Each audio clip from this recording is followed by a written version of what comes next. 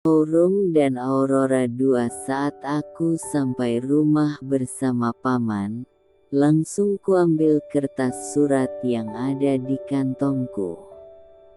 Surat itu terdiri dari 2 halaman. Di halaman pertama tertulis kalimat perpisahan dan di halaman kedua ada pesan tambahan darinya. Sometimes we have to be someone else to see how beautiful we are.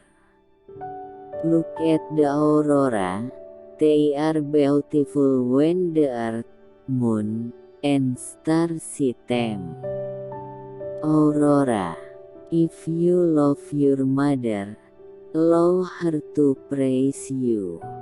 Hai sayang, itu lagi surat dari siapa? Kata ibuku yang tiba-tiba datang. Hehe enggak, ini dari teman, jawabku sambil lari ke kamar. Kembali, aku menghiraukan isi surat darinya walaupun kata-kata bijak buatannya itu bagus. Mungkin, karena aku sudah seperti ini sejak kecil. Aku selalu membenci fisikku, dan tidak mau orang memujiku. Sebulan kemudian, aku melanjuti sekolahku yang berasrama di salah satu kota di Alaska. Lumayan jauh, aku pulang ke rumah 6 bulan sekali dan itu pun hanya sebentar.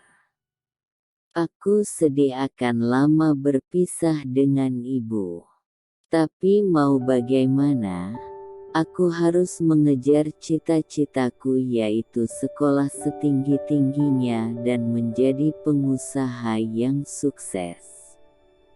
Lagi pula, ibu sangat mendukungku, ia ingin aku menjadi pengusaha emas yang sukses. Kata orang, menjadi pengusaha tidak harus berpendidikan tinggi. Ya, itu memang sedikit benar, tapi aku tetap ingin sekolah setinggi-tingginya agar aku mendapat lebih banyak ilmu untuk menjalani cita-citaku nanti saat sudah terwujud. Saatnya tiba di sekolah baruku.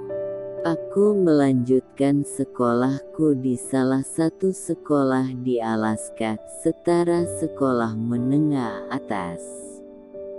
Aku bersekolah di sana selama 2 tahun sebelum akhirnya nanti masuk kuliah. Hari demi hari ku jalani. Banyak teman baru, mereka sangat ramah. Aku senang, karena banyak yang mau bermain bersamaku. Malah, tidak ada satupun yang menjauhiku. Suatu hari aku berpikir bahwa perkataan ibu dan Aurora memang benar, aku ini cantik. Aku merasa menyesal selama bertahun-tahun sudah larang ibu untuk memujiku. Aku jadi teringat kata-kata ibu yang masih nempel di otakku, bahkan emas dan Aurora tak bisa menandingi kecantikanmu. Aku janji, setelah pulang ke rumah saat liburan, aku akan minta maaf kepada ibu, gumamku dalam hati dengan rasa penyesalan. 2 bulan berjalan liburan tengah tahun pun tiba. Sesampai aku di rumah, "Ibu, maafin aku ya selama ini aku," kataku sambil ku peluk badannya. Aku apa? Aku dulu melarang ibu untuk memujiku dan aku selalu menganggap diriku ini jelek. Tapi itu semua salah Bu. Aku terlalu egois dan tidak bersyukur atas pemberian Tuhan. Oh, sudah, lupakan saja. Sekarang, ibu boleh memujimu ya, jawabnya sambil senyum kepadaku. Balasku sambil mengangguk dengan senyum lebar. Ibu maafin aku kan? Kenapa ibu harus memaafkan kamu? Kamu tidak salah kok. Terima kasih Bu, aku sayang ibu. Kuharap, setelah aku meminta maaf kepada ibu saat ini, aku akan selalu menganggap diriku ini cantik apa yang seperti ibu katakan dan mendengar pujiannya lagi. Aku ingin ibu setia di sisiku, memelukku, dan berdua bersamaku sambil memandang aurora yang adiwarna itu. Yang biasanya aku dan ibu melihat aurora hampir setiap hari, sekarang hanya 6 bulan sekali. Itu karena aku pulang ke rumah 6 bulan sekali. Tapi aku tetap senang dan selalu ingin melihat aurora berdua bersama ibu. Entah kenapa, tidak pernah ada rasa bosan walaupun sekarang umurku sudah 17 tahun.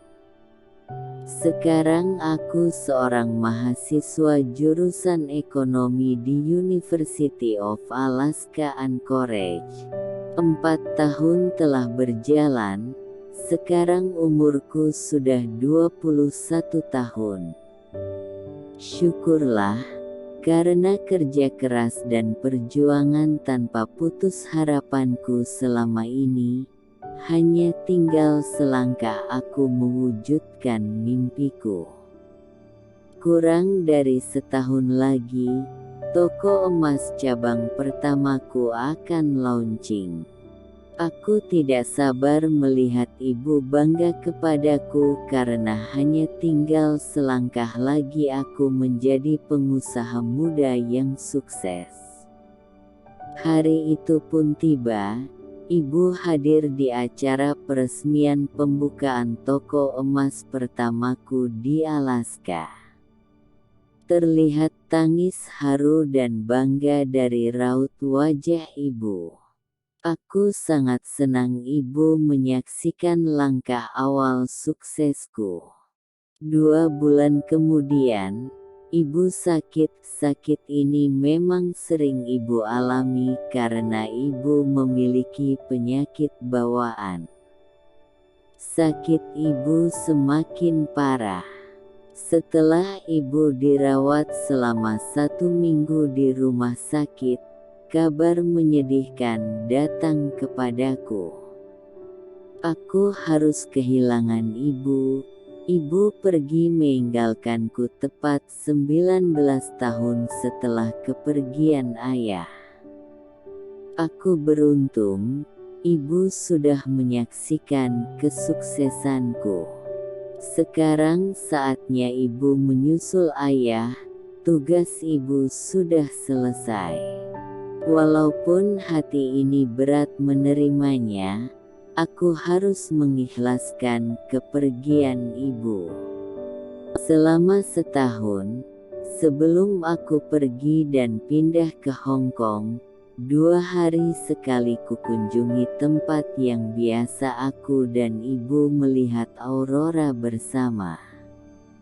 Melihat aurora hampir setiap malam itu tidak membuatku sedih, karena aku tahu ibu sedang melihatku di aurora itu. Aku menganggap aurora yang kulihat di langit itu adalah ibuku. Ini malam terakhirku melihatnya. Besok aku harus pergi jauh ke Hong Kong. Di sana aku tidak bisa melihat ibu. Inilah saatnya aku berpisah dengan ibu. Ibu sangat bersyukur walau aku terlahir dengan fisik yang kurang sempurna, tapi malah ibu menganggap itu adalah anugerah dan kelebihan dari Tuhan. Aku adalah orang yang sangat berharga di hidupnya. Setiap hari ibu memuji dan menjagaku. Dulu ayah bekerja di suatu perusahaan tambang emas.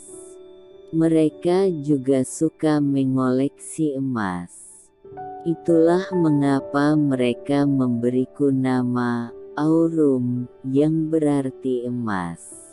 Mereka berharap aku memiliki hati seperti emas karena mau dimanapun, kapanpun, dan bagaimanapun emas selalu indah dan berharga.